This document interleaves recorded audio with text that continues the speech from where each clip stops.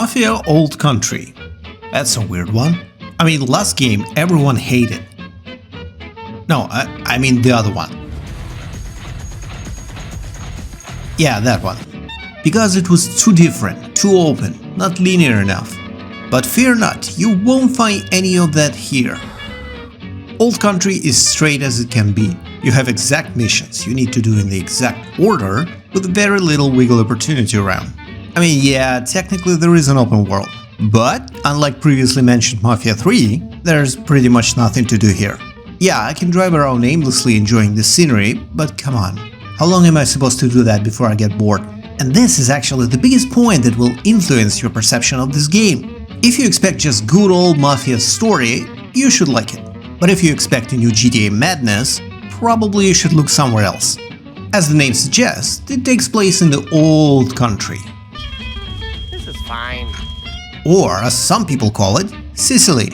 And I guess it's the main selling point, that you can see how it was done in the old time, which presumably is supposed to be much more brutal. But honestly, throughout the whole game there was nothing even close to Henry being chopped alive by debt collectors in Mafia 2. But yeah, story was... But family is forever. It's hard to describe the story, because it's the most cliché story you could think of. If you expect any surprises or unexpected twists, look somewhere else. But honestly, was there ever any point in any Mafia game when it was actually a surprise to you what's going to happen? Mafia is about a good old story you heard a million times before. It's a good story you want to hear again and again. Like that movie you watched as a kid, and now you need to rewatch it every now and then.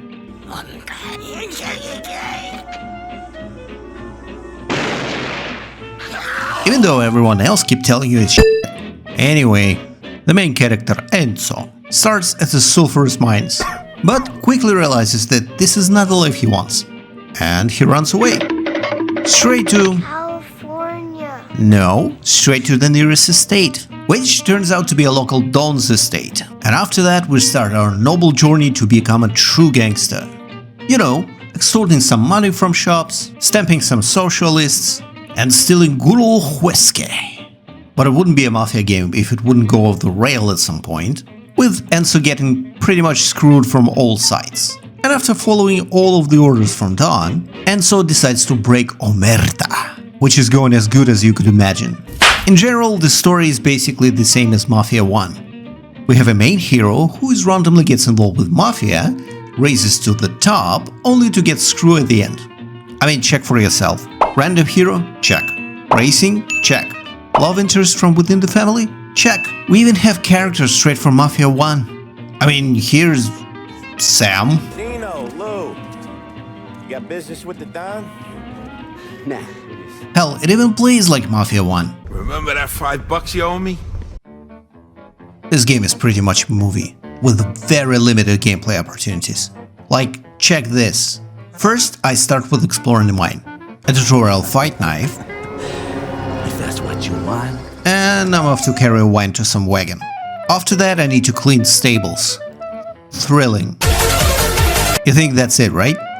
No. Now I need to carry even more wine. And the first free action, besides the tutorial fight, is a race. He right?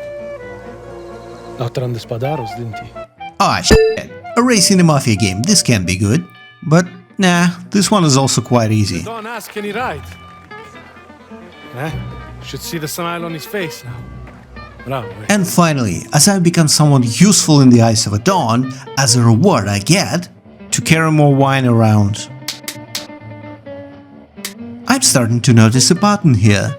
Eventually I started to get some more interesting missions, but mostly I was just sneaking around. You sneak to get some food, you sneak to steal some goods, you sneak, and you sneak.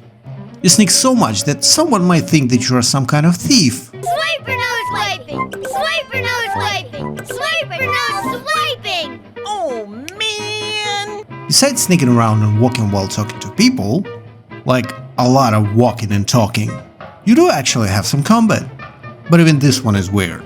Yes, there is a shooting part of the game, and it's okay, but you need to wait for like 2 or maybe even 3 hours before you get your first gun. But again, it's nothing to write home about. It's pretty much the same as in every Mafia game before that. But also there is a knife fight, from time to time, usually at the end of the action, when you meet the boss. Like this fearsome Spadaro henchman. Terrifying. During that, the games become some kind of 3D fighting game, with a weird camera placement. Honestly, it does look overcomplicated for something that you have to do maybe like 10 times during the whole game. On the other hand, the whole game is 10 hours. I did a lot of terrible shit over there. In the name of this country. Shit that will haunt me for the rest of my life. This game does look very good. And all its positives as well as negatives can be tied to the same thing. It's a Sicily in the beginning of 20th century. Overall, environment is gorgeous. The mountains on the horizon, gardens with fruits, even houses and mansions looks amazing. You can simply walk around admiring the overall aesthetic.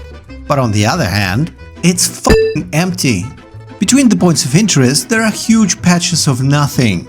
Maybe a few useless houses you cannot even interact with. Technically, this game is an open world, but it doesn't make it a sandbox. There's nothing to do here beside the main story. And even if you wish to go astray, you will quickly learn that there are invisible walls alongside the road.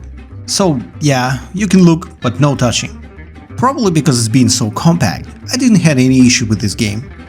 No bugs, no glitches, no crashes, nothing. It just works. As for the sound design, well, this one is a huge loss for the old country. I mean, Mafia 1's soundtrack is amazing.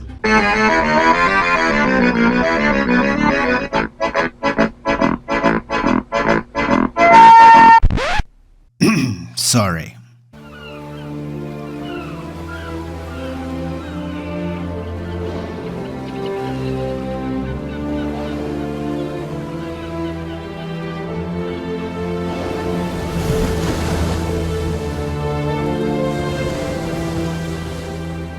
Mafia 2 got some bangers as well. Hey, everybody, let's have some fun. You only live but once, but when you're dead, you're done. So let the good times roll.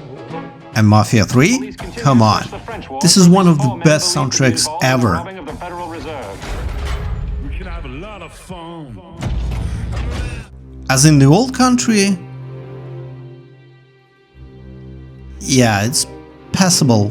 I cannot say it's bad, it's just okay. I didn't remember a single song from it.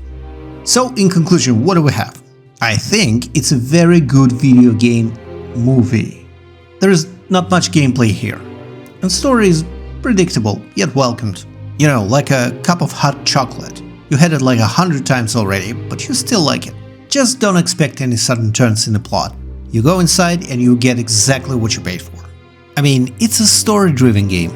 Pretty much the whole game is just a stage for Enzo.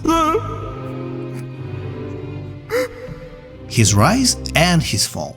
You're not supposed to go on a rampage with the police, or help every junkie in his city. Hey, mister, you got some junk? No. You're supposed to live Enzo's life, feel what he felt, and do what he did. Again, in this regard, this is much more like Mafia 1. Where the whole city is just a decoration for Tommy's story. So, I don't know. Yes, if you expect Doom action, this would be a bad game for you. But as Mafia game, this one is amazing. But it's still not as good as Mafia 3. What? Oh no.